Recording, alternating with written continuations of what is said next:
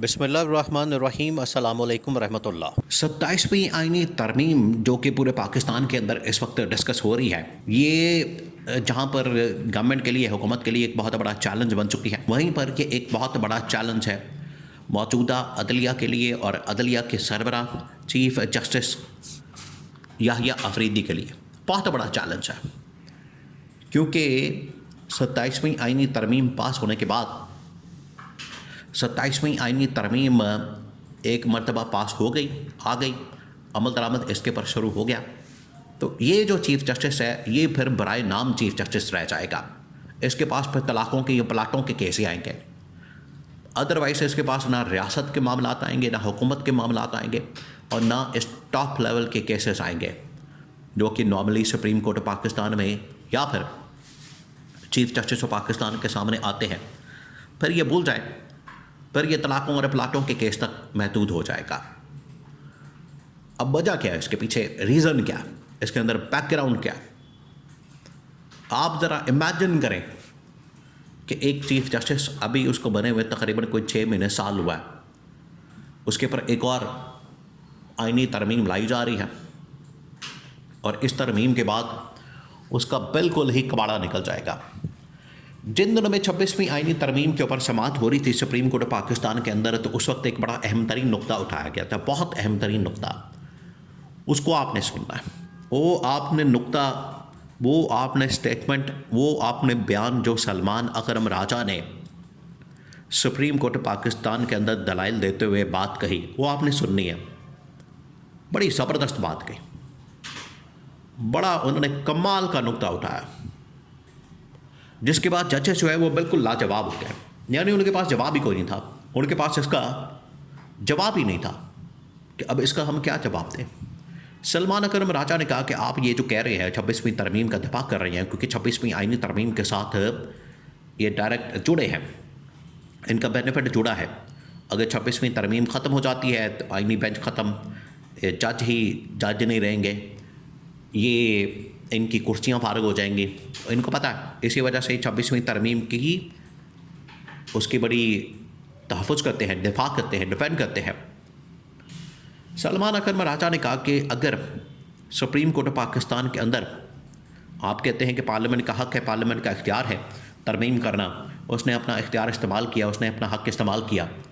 अगर पार्लियामेंट कल को सुप्रीम कोर्ट ऑफ पाकिस्तान के ऊपर एक एग्जीक्यूटिव बॉडी या एग्जीक्यूटिव आदमी बिठा देती है और वो पूरी सुप्रीम कोर्ट को कंट्रोल करता है, मैनेज करता है, ऑपरेट करता है, तो फिर आप क्या करेंगे? फिर आपकी क्या हालत होगी?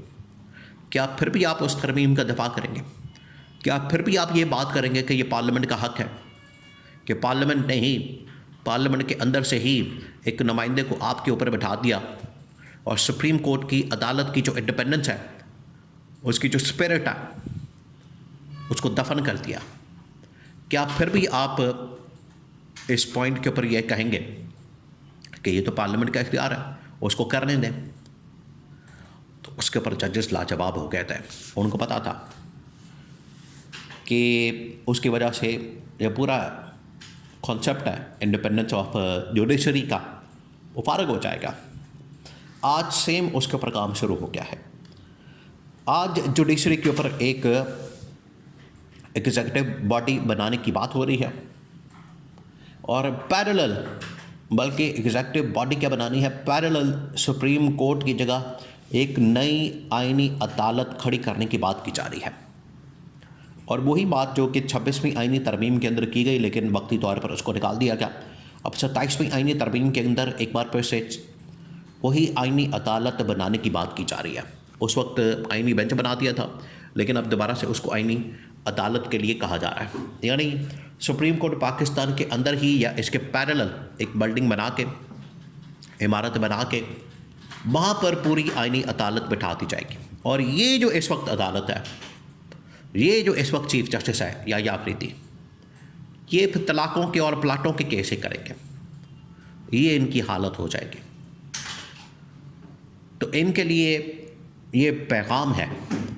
आज इमरान खान वकला के ज़रिए, अपोजिशन के ज़रिए, तमाम अपनी जमातों के ज़रिए, तहरीक तहफ़्फ़ुज़ आईनी पाकिस्तान के प्लेटफॉर्म से ये पैगाम भेजा कि आज अगर chief justice of Pakistan Yahya Afridi इस बात के ऊपर खड़ा हो जाता है, डट जाता है और आवाज़ उठाता है और इसके लिए जद्दोजहद करने के लिए तैयार हो जाता है, आज सेम वो सिचुएशन बन गई है। आपने ज़रा सोचना, वो बड़ी खौफनाक सिचुएशन थी, बड़ी ख़तरनाक सिचुएशन थी 2007 के अंदर, 6 के अंदर, कि जब उस वक्त के चीफ जस्टिस इफ्तिखार चौधरी को बुला के चौधरी मुशर्रफ ने कहा था कि अपना इस्तीफ़ा दो, अपना रेजिग्नेशन दो।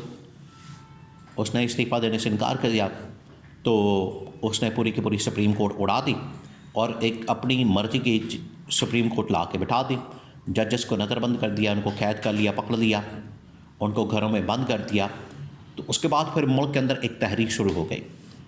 आज अगर ये मौका आ गया, आज अगर चीफ जस्टिस इस बात के ऊपर डट जाता है और इसका नोटिस ले लेता है कि 26वीं आईनी तरमीम को हमने अप्रूव नहीं होने देना, इसको नहीं चलने देना, इसको हमने आगे नहीं बढ़ने देना, और उसके बाद जो ये असल में बुनियाद बड़ी थी 26वीं तरमीम से, तो उस बुनियाद के ऊपर जो 27वीं आईनी तरमीम लाने की बात हो रही है, कोशिश हो रही है, इसको भी हमने नहीं टेबल होने देना, इसको भी हमने पास नहीं होने देना, और अगर पास हो गई तो इसको हम सुप्रीम कोर्ट से उड़ा देंगे। आज अगर ये तमाम बातें, ये तमाम चीज़ें की जाती हैं चीफ जस्टिस की जानिब से, सुप्रीम कोर्ट की जानिब से, तब तो ये अपना सर्वाइवल इनका हो सकेगा, तब इनकी चीफ जस्टिस का जो ओहदा है वो बरकरार रह सकेगा, इनकी ताकत, इनके इख्तियारात, इनकी पावर, इनकी अथॉरिटी। वरना फिर ये बिल्कुल फारग हो जाएंगे, फिर ये वहाँ पर चाहे सुप्रीम कोर्ट के अंदर बैठ के लूडो खेलें या बाहर आके गोल्फ खेलें, एक बराबर हो जाएगा। फिर ना इनके पास केसेस आएंगे, ना रियासती मामला, ना दूसरे मामला। तो ये जो तरमीम आ रही है 27वीं आईनी तरमीम, इसमें जहाँ पर गवर्नमेंट को बहुत ज़्यादा तशवीश है, गवर्नमेंट के इख्तियारात, गवर्नमेंट की पावर, बिल्कुल एक गवर्नमेंट लाचार, यतीम किस्म की, मस्कीन किस्म की, बेयारो मददगार और बे इख्तियार किस्म की गवर्नमेंट बन जाएगी। बिल्कुल उसी तरीके से सुप्रीम कोर्ट पाकिस्तान बन जाएगी और सुप्रीम कोर्ट के अंदर एक आईनी अदालत बना के, वहाँ पर अपनी मर्ज़ी के बेंच बना के, अपनी मर्ज़ी के जजेस बना के, बाद में उनको गवर्नमेंट और इनडायरेक्ट गवर्नमेंट और डायरेक्ट, इनडायरेक्ट आप कह लें कि एस्टैब्लिशमेंट और डायरेक्ट गवर्नमेंट की जानिब से जो ऑपरेट किया जाएगा, वो फिर सारा कुछ वहीं से चलेगा। फिर इनके मर्ज़ी के मुताबिक independence of judiciary, Insaf, merit, साफ और शफाफ ट्रायल, वो तमाम चीज़ें फिर ख़त्म हो जाएंगी। तो इस वजह से अब ये जुडिशरी की सर्वाइवल की भी जंग है। इन्हें इमरान खान की जद्दोजहद के नक्शे कदम के ऊपर चलना पड़ेगा।